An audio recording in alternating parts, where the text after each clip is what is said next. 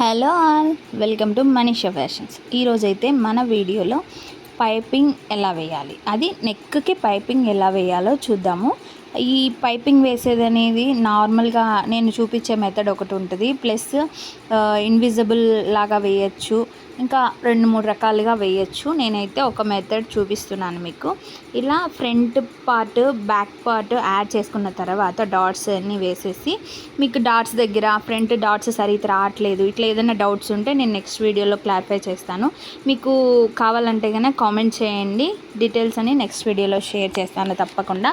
Front పార్ట్లో dots ఎలా వేయాలి, షేప్ బెల్ట్ ఎలా కట్ చేసుకొని స్టిచ్ చేసుకోవాలి అనేది నేను క్లియర్గా ఎక్స్ప్లెయిన్ చేస్తాను. ఇక్కడైతే కనుక 1 ఇంచు లేదంటే మనం బిగినర్స్ అనేవాళ్ళు కొంచెం ఎక్స్ట్రా తీసుకోండి, 1.25 ఇంచు అట్లా తీసుకొని క్లాత్ క్రాస్గా కట్ చేసుకోండి. క్రాస్గా కట్ చేసుకున్న తర్వాత దాన్ని జాయిన్ చేసుకోండి కార్నర్లో.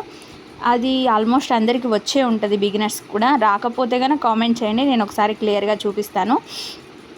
ఇలా మనము ఫ్రంట్ పార్ట్ ఉంది కదా, ఇక్కడ కొంచెం గ్యాప్ ఇచ్చేసి మనము క్లాత్ని పెట్టుకొని, క్లాత్ ఎక్స్ట్రా ఉండాలన్నమాట. మనం పైపింగ్ క్లాత్ ఉంది కదా, పైపింగ్కి తీసుకున్న క్లాత్ ఎక్స్ట్రా ఉండేటట్టు బయటికి పెట్టుకొని నెక్కి మనం 1/2 ఇంచ్ అంటే ఒక 2 పాయింట్స్ మైన కుట్టు వేసుకుంటూ రావాలన్నమాట చక్కగా.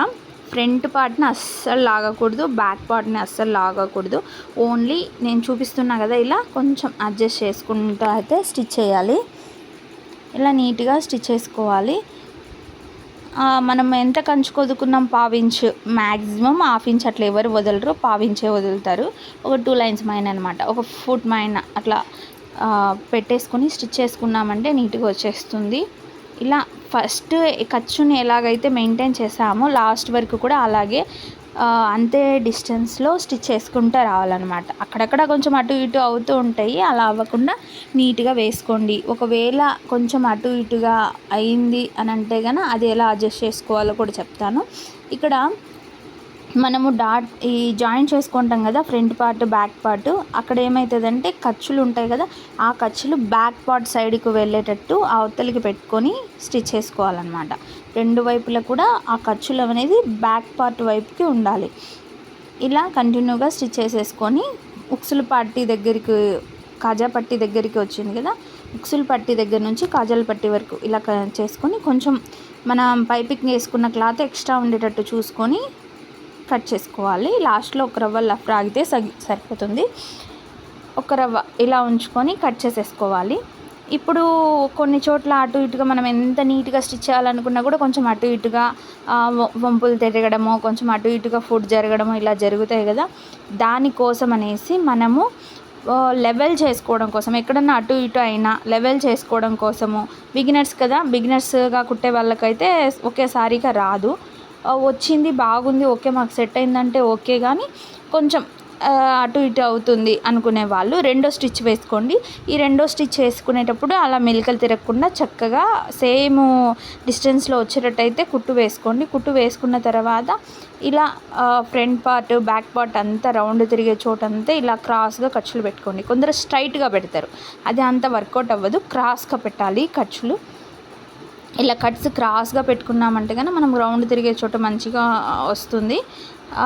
స్ట్రైట్గా పెడతారు కొంతమంది, అవి అంత సరిగ్గా రావు. ఒకసారి ఇలా క్రాస్గా పెట్టి ట్రై చేయండి. మొత్తం ఇట్లా పెట్టిన తర్వాత ఎక్స్ట్రా ఏమన్నా ఉంటే సర్చ్ చేసేసాను కదా, నేను అప్పుడు సర్చ్ చేయలేదు, 2 కుట్టు వేయలేదు. ఇక్కడ కొంచెం వంపు ఉంటే చెక్ చేసి స్టిచ్ చేస్తున్నాను. క్రాస్గా ఖర్చులు పెట్టేసుకోండి. ఇట్లా పెట్టేసుకోవడం వల్ల మనకు రౌండ్ బాగా తిరుగుతుంది, ఫినిషింగ్ కూడా నీట్గా వస్తుంది.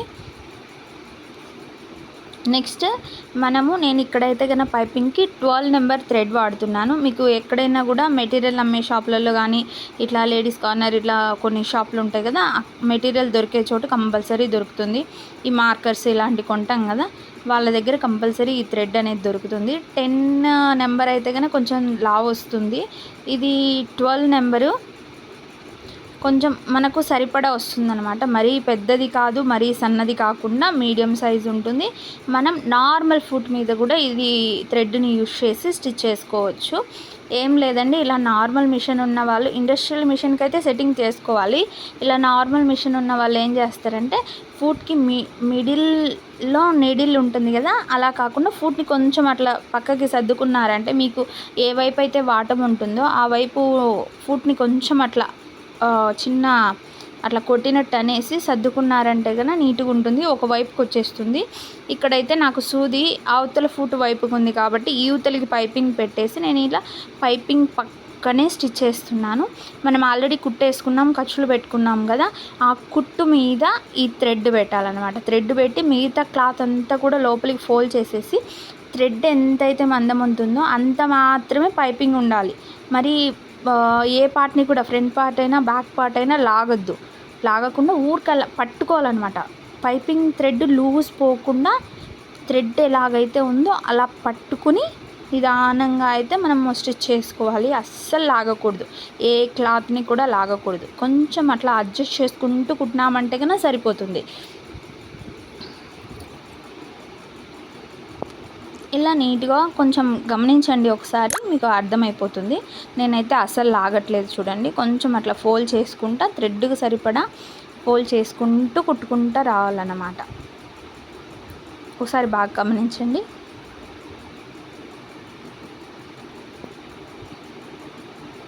క్లాత్ ఇలా ఓపెన్ చేసుకొని మనకు ఖర్చులు వస్తూ ఉంటాయి అప్పుడప్పుడు, ఆ ఖర్చులను గమనించుకుంటూ క్లాత్ ఓపెన్ చేసుకొని ఆ థ్రెడ్ మనం కుట్టిన కుట్టు మీద పెట్టి మిగతా క్లాత్ అంతా లోపలికి ఫోల్డ్ చేసేసి కుట్టినామంటే ఇలా సన్నగా థ్రెడ్ ఎంత సన్నగా అయితే ఉంటుందో అంత సన్నగా పైపింగ్ వస్తుంది. మనం థ్రెడ్ లేకుండా అయినా పైపింగ్ వేసుకోవచ్చు, అది కొంచెం ఫినిషింగ్ వేరేలా వస్తుంది. అది కూడా మీకు కావాలి అని అనుకుంటే కామెంట్ చేయండి, నేను తప్పకుండా చెప్తాను. ఇలాంటి మరిన్ని యూస్ఫుల్ వీడియోస్ కోసం బిగినర్స్ కూడా వాళ్ళ బ్లౌజ్ వాళ్ళు కుట్టుకునేవిలా ఉండే విధంగా నేనైతే ఎక్స్ప్లెయిన్ చేస్తాను. మన ఛానల్ని సబ్స్క్రైబ్ చేసుకోండి, ఇన్స్టాలో ఫాలో అవ్వండి. వీడియో నచ్చితే లైక్ చేయండి. ఇలాంటి వీడియోస్ పోస్ట్ చేస్తూ ఉంటాను, మీకు బాగా ఉపయోగకరంగా ఉంటాయి. ఈ పైపింగ్ అంతా కూడా ఇలా నీట్గా స్టిచ్ చేసేసుకోవాలి. చూసారా, మనకి థ్రెడ్ ఎంత మందం ఉందో అంత మందంలో అయితే పైపింగ్ వస్తుంది. మనము ఇది రౌండ్ నెక్కు పెట్టుకున్నాము, ఇంకా స్క్వేర్ నెక్, మూలల్ నెక్ ఇలా వస్తే కనుక ఎలా పైపింగ్ స్టిచ్ చేసుకోవాలి అనేది నెక్స్ట్ వీడియోలో నేను పోస్ట్ చేస్తాను. తప్పకుండా ఫాలో అవ్వండి, వాచ్ చేస్తూ ఉండండి, మీకు నోటిఫికేషన్స్ అయితే వస్తాయి. మీ బ్లౌజ్ని మీరు ఇంట్లోనే ఈజీగా స్టిచ్ చేసుకోవచ్చు.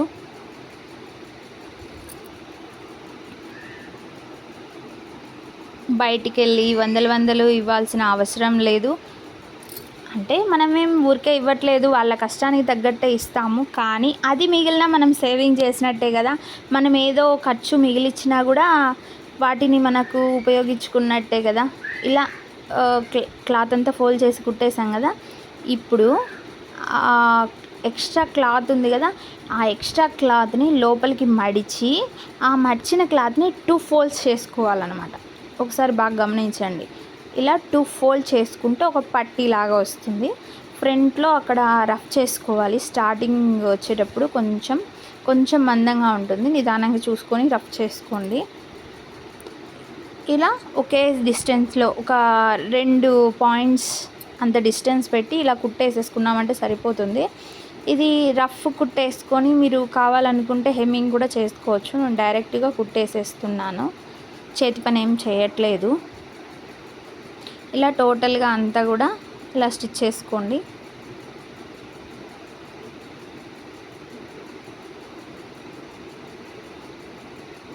ఇలా స్టిచ్ చేశారంటే కనుక, నేను ఇది రెగ్యులర్ బ్లౌజ్ కాబట్టి నేను కొంచెం క్రేప్ క్లాత్ ఉంటే దానికి సెట్ అయ్యే విధంగా నేనైతే వాడాను.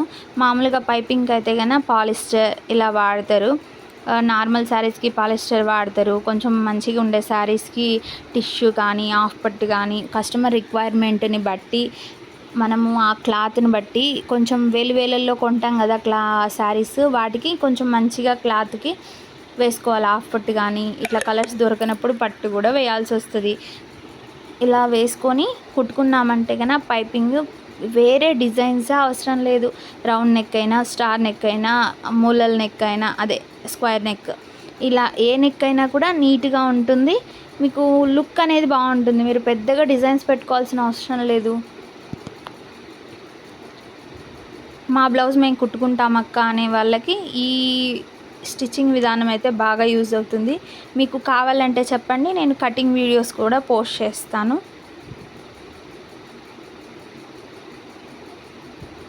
ఈ వీడియో మీకు యూస్ఫుల్ అనిపిస్తే ఒక లైక్ చేయండి, సబ్స్క్రైబ్ చేయండి. ఈ వీడియోస్ మీకు రెగ్యులర్గా వస్తూ ఉంటాయి. ఇలా కుట్టుకుంటూ వచ్చిన తర్వాత నెక్ మొత్తం కంప్లీట్ అయిన తర్వాత లాస్ట్లో కూడా ఈ ఎక్స్ట్రా క్లాత్ పెట్టుకున్నాం కదా మనము, అది లోపలికి ఫోల్డ్ చేసేసి నీట్గా ఫినిషింగ్ వచ్చే విధంగా, ఖర్చులు ఏమి కనిపించకూడదు బయటికి, అలా ఫోల్డ్ చేసేసి రఫ్ లాగేయండి. చూసారా, మన పైపింగ్ కంప్లీట్ అయిపోయింది. 5 నిమిషాల్లో మనం పైపింగ్ ఇలా నీట్గా వేసేసుకోవచ్చు. నేను చూపిస్తా చూడండి ఎలా వచ్చిందో రౌండ్ నెక్.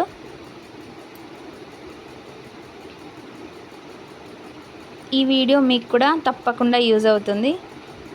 తప్పకుండా చూడండి, లైక్ చేయండి. ఫినిషింగ్ చూడండి ఎలా ఉందో, రౌండ్ నెక్. దీని మీద కొంచెం ఐరన్ గానే చేసుకున్నామంటే మనం కొంచెం అటు ఇటు లేకుండా మంచిగా సెట్ అయిపోతుంది. హ్యాండ్స్కి ఇలా వచ్చిందనమాట. పైపింగ్ చూడండి పర్ఫెక్ట్గా వచ్చింది. బాగుందా, ఎలా ఉంది కామెంట్ చేయండి. మరిన్ని వీడియోస్ కోసం సబ్స్క్రైబ్ చేయండి. Thank you.